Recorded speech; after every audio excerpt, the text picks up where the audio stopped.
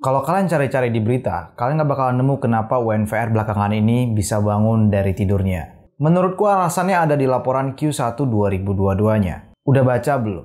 Di video kali ini aku bakalan share analisa aku tentang bangunnya UNVR dari tidurnya berdasarkan analisa Q1 2022 UNVR. Oleh karena itu tonton terus video ini sampai habis dan jangan skip ya. Halo teman-teman, mungkin kalian baru pertama kali di video ini aku ucapin selamat datang. Sebelum kita ke videonya, iklan dulu. Sebelum lebih jauh, kalian boleh subscribe dulu video ini. Tapi kalau kalian ragu channel ini bakalan bermanfaat buat kalian boleh tonton dulu dan nanti di akhir boleh di subscribe. Beberapa tahun belakangan ini UNVR terus-terusan dibully. Bahkan investornya juga dibully karena penurunannya yang pelan-pelan tapi pasti. Harga sahamnya bahkan turun dari 8.000 lebih hingga bahkan menyentuh angka 3.000-an. Kemudian setelah menyentuh angka 3.200-an, harga saham UNVR sideways naik turun beberapa waktu belakangan ini hingga bahkan menyentuh 3.500-an. Bahkan pada saat penurunan UNVR banyak yang bilang kalau harga wajarnya tuh di bawah 3.000 harusnya. Tapi ternyata UNVR masih konsisten di harga sideways-nya kurang lebih di 3.000-an sampai 3.500-an. Dan hingga beberapa waktu yang lalu aku juga sempat bikin videonya direktur UNVR itu akumulasi walaupun nggak begitu banyak ke saham UNVR-nya. Kalian bisa tonton videonya di atas pojok sini. Dan masih hangat beberapa waktu ini, UNVR diam-diam naik bahkan menyentuh angka 4.000 per lembarnya. Tepatnya pada tanggal 9 Mei 2022. Ada apa dengan semua ini? Apakah ada hubungan kenaikan harga ini dengan fundamental UNVR yang membaik?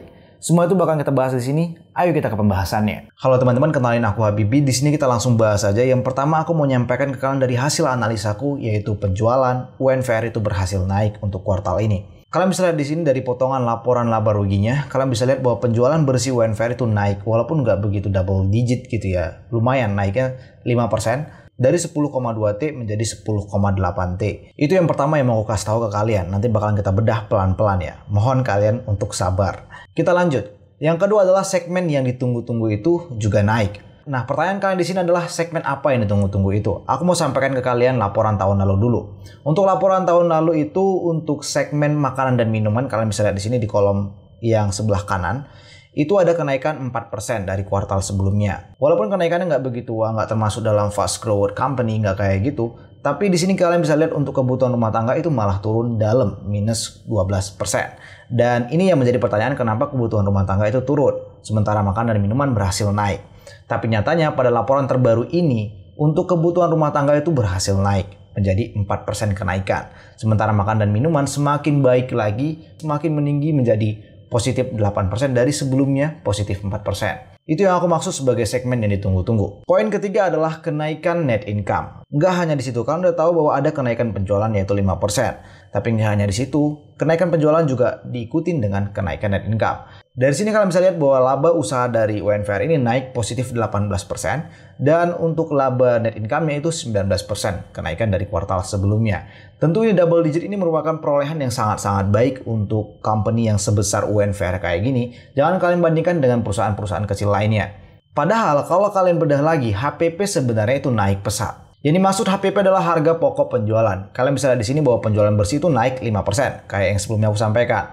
Dan harusnya harga pokok penjualan itu naik kisaran-kisaran segitu gitu ya. Tapi nyatanya HPP itu naik positif 13%. Ini yang aku maksud sebagai naik yang lumayan signifikan.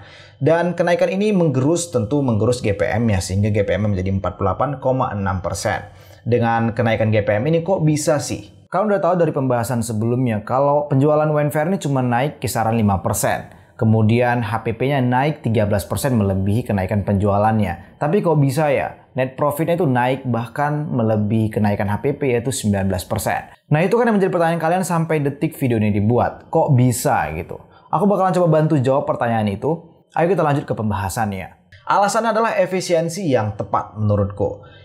Kalau misalnya kita bedah salah satu bebannya yaitu beban pemasaran dan penjualan, kalian bisa lihat di sini udah aku highlight warna kuning. Untuk remunerasi dan imbalan kerja itu minus 15%. Kalian udah tahu terjadi kenaikan penjualan yaitu positif 5% kan. Dan ternyata di balik kenaikan penjualan itu ada biaya-biaya yang sebenarnya sudah ditekan oleh UNVR. Ini sangat baik sebagai efisiensi sebuah perusahaan. Di mana yang ditekan salah satunya adalah remunerasi dan imbalan kerja atau ya imbalan kerja biar mudahnya yaitu minus 15%. Ini yang aku maksud sebagai efisiensi. Masih banyak efisiensi lain tapi aku mau highlight yang ini ke kalian. Bonus terakhir dari hasil analisa yang mau aku share ke kalian adalah utang bank yang turun. Untuk utang bank fokus ke liabilitas jangka pendek terjadi pinjaman bank. Kalian udah tahu di 31 Desember ada pinjaman bank 1,8T. dan pada 31 Maret ini tinggal 400M. Ini penurunan yang sangat baik. Secara umum ketika ada akun pinjaman-pinjaman yang berbunga dan terjadi penurunan, itu secara umum itu sangat baik untuk indikasi dari sebuah laporan keuangan. Semua analisa ini dilakukan hati-hati berdasarkan fundamental analisis yang aku punya. Semoga bermanfaat buat kalian. Dan kalau kalian merasa video ini bermanfaat buat kalian, boleh dong aku minta bantuannya untuk subscribe atau mungkin komen, like, share ke teman kalian. Dan kalau misalnya kalian mau follow Instagramku sesuai dengan nama channel ini.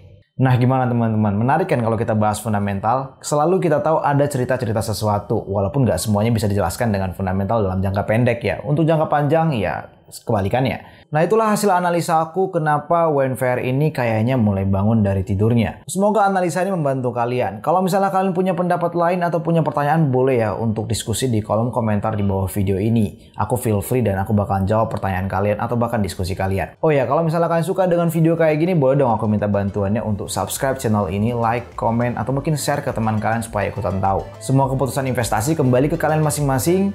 Semoga video ini bermanfaat buat kalian, dan kalau kalian mau join channel investasi sharing-sharing saham gratis, kalian bisa lihat di kolom deskripsi di bawah. Itu aja teman-teman, semoga bermanfaat buat kalian, semoga kalian cuan. As always, semangat terus buat kalian.